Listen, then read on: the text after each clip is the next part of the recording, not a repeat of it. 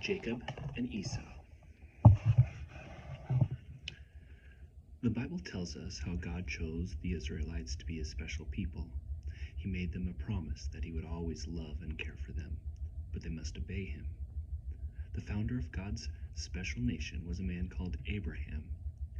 This story is about Abraham's son Isaac and his family. They had to learn to obey and trust God as Abraham did. You can find the story in your own Bible in Genesis chapters 27 to 33. Isaac lived in the land of Canaan. He was old and blind. His wife Rebekah looked after him. Their sons were twins called Esau and Jacob. They loved them both very much. When they were little boys, Esau and Jacob enjoyed playing together. There was always plenty to do around the tent where they lived. There were hills to climb and donkeys to ride. But as they grew older, they started to enjoy different things. "Let's go out hunting for meat," Esau would say, but Jacob would answer, "No thanks, I'd rather stay at home." Rebekah loved Jacob best. She was glad that he stayed at home. They talked together as they worked. Jacob knew that even though they were twins, Isaac would give Esau the special blessing of God kept for the first son, because he was firstborn. "It was not fair," Jacob would say to his mother. Isaac was glad that Esau loved hunting. He enjoyed eating the meat Esau caught while he listened to his stories. He loved to hear about the hills and the fields and the world he could not see. One day when Esau was out hunting, Rebekah called to Jacob, "Quickly, go out and put on some of Esau's clothes. We will make your father give you the special blessing before Esau comes back." Rebekah tied goat skins around Jacob's arms to make them feel hairy like Esau's. Then Jacob took some food to his father.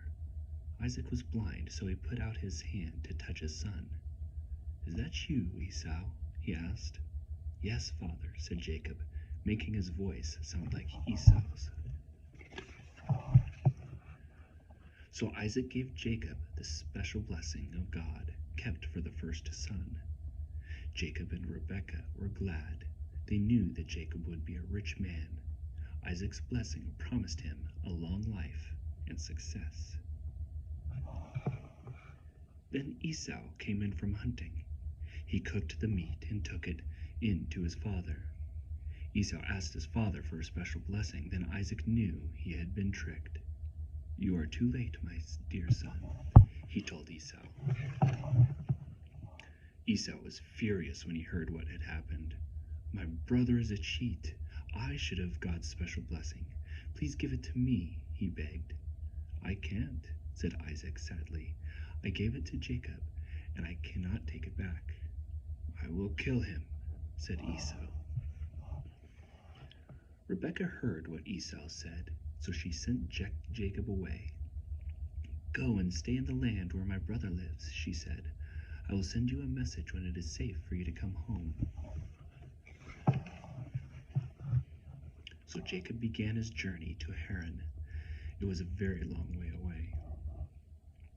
When night time came, he was tired. He found a dry place on the ground and used a big smooth stone as a pillow. As he slept, he had a dream. He dreamed of angels on a stairway going up into the sky. He heard a voice say, "I am God of Abraham and Isaac. I will be with you on your journey and bring you safely home." Jacob knew that God hated his cheating, and he was very afraid. But God said he would keep the promise he had made to Abraham for his whole family.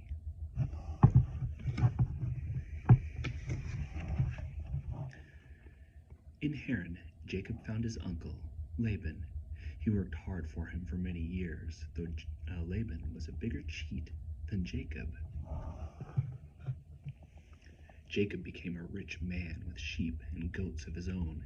He wanted to marry Laban's beautiful daughter, Rachel, but Laban tricked him into marrying her older sister.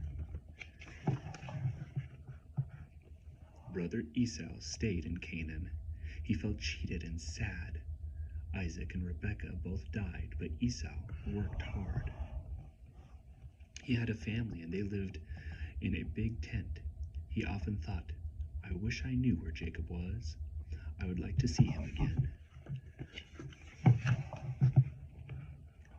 One day, God told Jacob to travel back to Canaan, the land God had promised to Jacob's grandfather, Abraham. Jacob took his family and animals with him. Jacob was afraid of meeting Esau.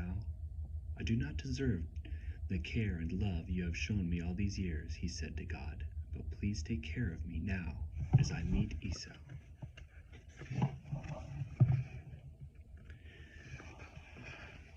Jacob sent presents of sheep and goats ahead of him in case his brother was still angry. But Esau ran to meet Jacob. He threw his arms around him and kissed him. He was so glad Jacob had come back. God had helped Esau to forgive Jacob. He had kept his promise to bring Jacob home, safe and sound. The two brothers were friends again.